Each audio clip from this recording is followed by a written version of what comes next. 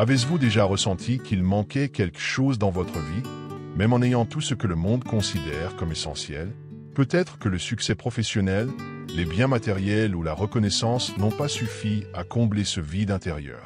La bonne nouvelle, c'est que Jésus a laissé des enseignements intemporels qui ne se contentent pas d'inspirer, mais qui ont le pouvoir de transformer profondément et durablement les vies. Depuis des siècles, ces paroles ont guidé des personnes de toute culture, leur offrant direction, but et paix au milieu du chaos du monde. Mais comprenez-vous vraiment le sens des paraboles qu'il a racontées? Beaucoup d'entre elles cachent des vérités précieuses sur la foi, la justice, la compassion et le véritable sens de la vie, des enseignements qui peuvent faire toute la différence dans votre quotidien. Dans cette vidéo, nous allons explorer certaines des plus puissantes leçons de Jésus et comment les appliquer concrètement. De l'importance de l'humilité à l'impact de nos choix éternels, vous découvrirez des vérités capables de changer votre façon de voir le monde, plus encore, de transformer votre vie de l'intérieur. Êtes-vous prêt pour ce voyage? Imaginez que la parole de Dieu est comme une graine pleine de potentiel. Jésus nous a enseigné que cette graine peut tomber sur différents types de sols, représentant les divers cœurs humains. Certains sont durs comme un chemin battu, où la graine ne parvient même pas à germer. D'autres sont superficiels comme un sol rocheux, où la foi pousse rapidement mais meurt aussitôt faute de profondeur. Il y a aussi ceux qui vivent parmi les épines, où les préoccupations de la vie étouffent la croissance spirituelle. Mais le sol fertile, celui-là produit des fruits en abondance. Cette parabole nous enseigne que simplement entendre la parole ne suffit pas, il faut l'accueillir avec un cœur ouvert et la laisser s'enraciner profondément. Si vous avez déjà essayé de changer quelque chose dans votre vie mais que vous retombez toujours dans les mêmes habitudes, peut-être que votre foi n'a pas encore trouvé un terrain solide pour grandir. La solution? Cultiver un cœur réceptif, libre de distractions et capable de résister aux difficultés. Tout comme un agriculteur prépare sa terre, nous devons aussi préparer notre esprit et notre âme pour que la vérité de Dieu puisse porter du fruit. Alors, réfléchissez un instant quel est l'état du sol de votre cœur. Avez-vous fait de la place pour que la parole grandisse ou avez-vous laissé les soucis et les influences négatives l'étouffer? La bonne nouvelle, c'est que peu importe votre état actuel, il est toujours temps de travailler le terrain, d'enlever les épines et d'approfondir vos racines spirituelles. Après tout, une foi bien cultivée peut complètement transformer votre vie. Imaginez que vous marchez sur une route et que vous voyez quelqu'un à terre, blessé, ayant besoin d'aide. Que feriez-vous? C'est l'essence même de la parabole du bon samaritain, où Jésus nous enseigne que l'amour du prochain n'a rien à voir avec les titres, le statut ou les conventions sociales. Alors qu'un prêtre et un lévite ont évité l'homme blessé, c'est un samaritain étranger méprisé par la société de l'époque qui a fait preuve de compassion et de bonté. Il ne s'est pas contenté de s'arrêter, il a soigné ses blessures et lui a trouvé un endroit sûr pour se rétablir. Cet enseignement va bien au-delà d'un simple acte de bonté. Jésus nous montre que le véritable amour du prochain ne fait pas de distinction de race, de religion ou de condition sociale. Aimer, c'est agir, tendre la main quand personne d'autre ne veut le faire. Et soyons honnêtes, combien de fois passons-nous à côté de la souffrance des autres en nous disant « ce n'est pas mon problème ». La parabole du bon samaritain nous met au défi de sortir de notre bulle et de voir les gens comme Dieu les voit avec miséricorde et empathie.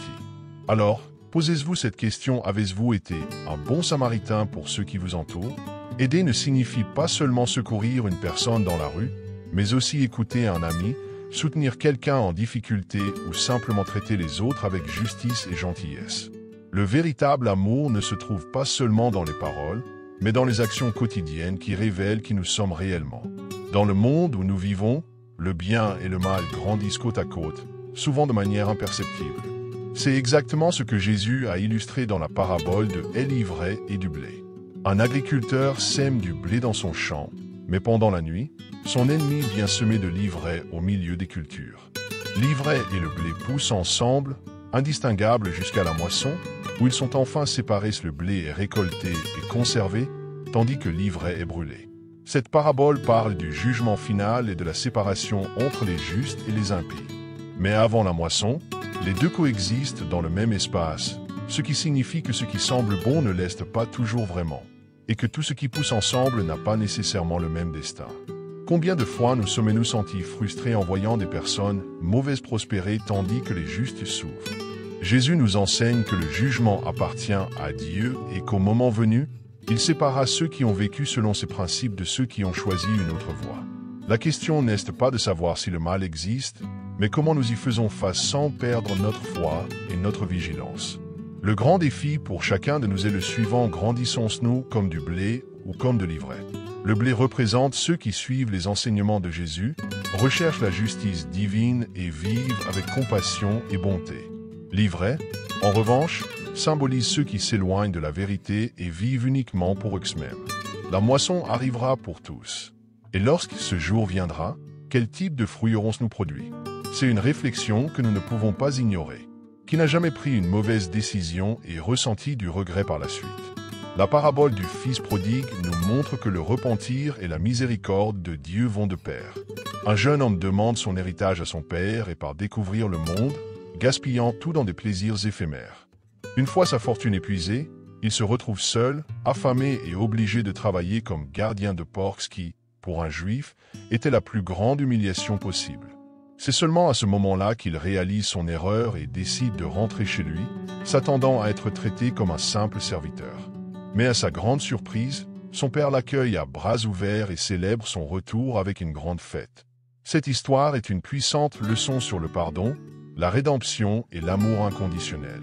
Le Père représente Dieu, qui non seulement pardonne ceux qui se repentent, mais les accueille avec joie. Combien de fois avons-nous pensé que nous avions trop fauté pour être acceptés par Dieu? La parabole du Fils prodigue nous enseigne qu'il n'est jamais trop tard pour recommencer. Le véritable repentir ne consiste pas seulement à ressentir du remords, mais à décider de changer et à faire un pas vers Dieu. Sa grâce est toujours disponible, il suffit de prendre cette décision. Et vous, avez-vous déjà ressenti que vous vous éloignez de ce qui est vraiment important? Parfois, il n'est pas nécessaire de partir loin pour être perdu, il suffit que le matérialisme, le manque de foi ou les distractions de la vie nous détournent du bon chemin. Mais tout comme le Père dans la parabole, Dieu est toujours prêt à nous accueillir, tant que nous sommes disposés à revenir vers lui. Qu'est-ce qui vous empêche de faire ce pas aujourd'hui? Imaginez deux personnes priant dans le temple, l'une d'elles, un pharisien, rempli d'orgueil, remercie Dieu de ne pas être comme les autres pécheurs. Il énumère ses bonnes actions, comme jeûner et donner la dîme, comme si cela le rendait supérieur. L'autre, un publicain, un collecteur d'impôts méprisé par le peuple, n'ose même pas lever les yeux. Le cœur brisé, il demande simplement la miséricorde de Dieu. Et qui Jésus dit-il avoir été justifié? Le publicain, car il a reconnu son besoin de pardon. Cette parabole enseigne l'humilité et le repentir sincère. Le pharisien représente ceux qui placent plus de confiance dans leur bonne œuvre que dans la grâce de Dieu. Il était tellement focalisé sur sa propre justice qu'il ne voyait même pas son orgueil. Le publicain, lui, savait qu'il n'avait rien d'autre à offrir qu'un cœur repentant, et c'est précisément cela que Dieu a valorisé. Combien de fois tombons-nous dans le piège de nous comparer aux autres, pensant être meilleurs simplement parce que nous suivons certaines règles? La vraie justice ne réside pas dans les apparences, mais dans la transformation intérieure. Cette parabole nous invite à réfléchir lorsque nous prions. Cherchons-nous Dieu avec humilité ou essayons-nous de prouver quelque chose à lui et aux autres? La vraie foi ne repose pas sur un statut religieux, mais sur une relation authentique avec Dieu. Si nous voulons grandir spirituellement, nous devons abandonner notre orgueil et nous approcher de lui avec un cœur sincère. Après tout, Dieu ne regarde pas ce que nous montrons à l'extérieur, mais ce que nous portons à l'intérieur. Imagine recevoir une invitation à un grand banquet préparé par le roi lui-même et simplement l'ignorer. C'est exactement ce qui s'est passé dans la parabole racontée par Jésus. Un roi organisa une fête de mariage pour son fils et invita les convives d'honneur, mais ils refusèrent de venir. Certains se moquèrent même de l'invitation, préférant s'occuper de leurs propres affaires. Alors, le roi ordonna d'inviter quiconque voudrait participer, riche, pauvre, bon et mauvais. Mais il y avait une condition, il fallait être correctement vêtu pour entrer.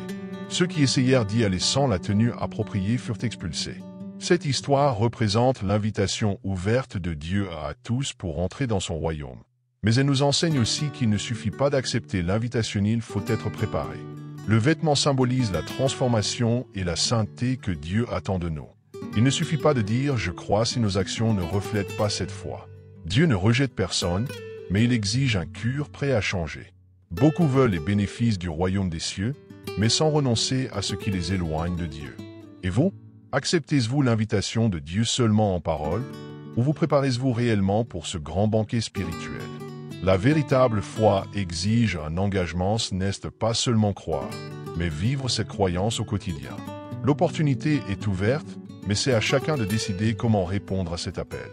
Comment vous préparez-vous? Imaginez deux hommes vivant des réalités totalement opposées. L'un est riche, vêtu de vêtements luxueux et profitant de festins quotidiens. L'autre est un pauvre homme nommé Lazare, couvert de plaies, qui peine à se nourrir avec les miettes tombant de la table du riche.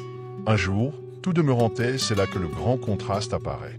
Lazare est emmené dans le sein d'Abraham, un lieu de repos et de réconfort, tandis que le riche se retrouve en plein tourment, suppliant pour une simple goutte d'eau afin de soulager sa souffrance. Mais il était trop tard. Cette parabole nous met en garde contre les conséquences de la négligence envers la compassion et la justice. Jésus ne condamnait pas la richesse en elle-même, mais plutôt la manière dont elle est utilisée. Le problème du riche n'était pas sa prospérité, mais son indifférence face à la souffrance de l'autre. Il avait toutes les occasions d'aider Lazare, mais il a choisi de l'ignorer. Combien de fois passons-nous à côté de personnes dans le besoin sans même nous arrêter, trop absorbés par nos propres préoccupations? La véritable richesse ne réside pas dans ce que nous accumulons, mais dans ce que nous partageons. Ce récit nous pousse à réfléchir: que faisons-nous des ressources, des talents et des opportunités que Dieu nous a donnés? Investissons-nous seulement dans ce qui est passager, ou nous préparons-nous pour l'éternité? À la fin, nous ne serons pas jugés sur ce que nous avons possédé, mais sur ce que nous avons fait avec ce qui nous a été confié. Et si aujourd'hui était votre dernier jour, où vous situeriez-vous dans cette histoire? Imaginez que vous êtes invité à un grand mariage et que vous attendez avec impatience l'arrivée de l'époux. Mais il tarde plus que prévu. Certaines personnes se sont préparées et ont apporté de l'huile en réserve pour leurs lampes, tandis que d'autres n'y ont pas pensé et se retrouvent plongés dans l'obscurité. Lorsque l'époux arrive enfin, seules les vierges prudentes peuvent entrer à la fête, tandis que les insensés restent dehors. Cette parabole parle de vigilance et de préparation spirituelle en vue du retour de Christ. La grande leçon ici est que simplement attendre ne suffit pas, il faut être prêt. Les vierges sages représentent ceux qui cultivent leur foi au quotidien, tandis que les insensés sont ceux qui vivent dans l'insouciance, pensant qu'ils auront toujours du temps pour se préparer plus tard. Mais la vérité, c'est que personne ne connaît ni le jour ni l'heure. Jésus nous enseigne que la vie éternelle n'est pas une décision de dernière minute, mais un chemin de fidélité et de vigilance constante. Et vous, votre lampe est-elle allumée ou comptez-vous sur la chance d'avoir de l'huile au dernier moment?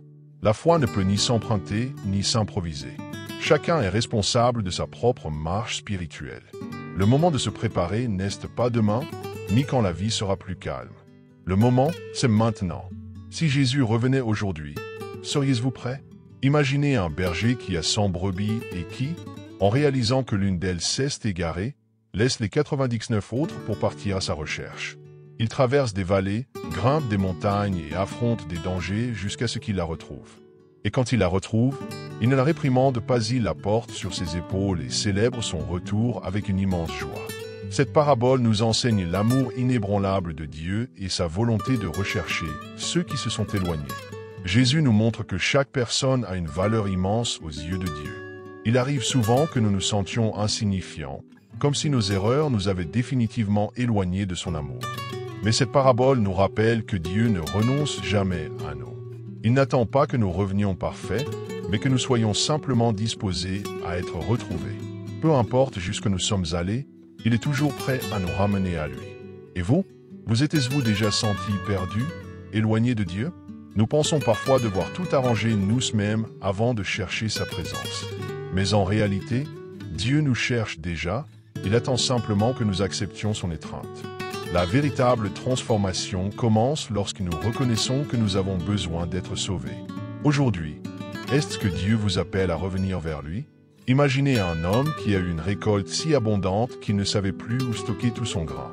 Plutôt que de partager ou d'utiliser sa richesse de manière significative, il décide de construire de plus grands greniers pour tout stocker et vivre une vie confortable, en se disant maintenant, je peux me reposer et profiter de la vie. Mais cette même nuit, Dieu lui dit insensé, cette nuit même, on te demandera ta vie. Et tout ce que tu as préparé, à qui cela reviendra-t-il?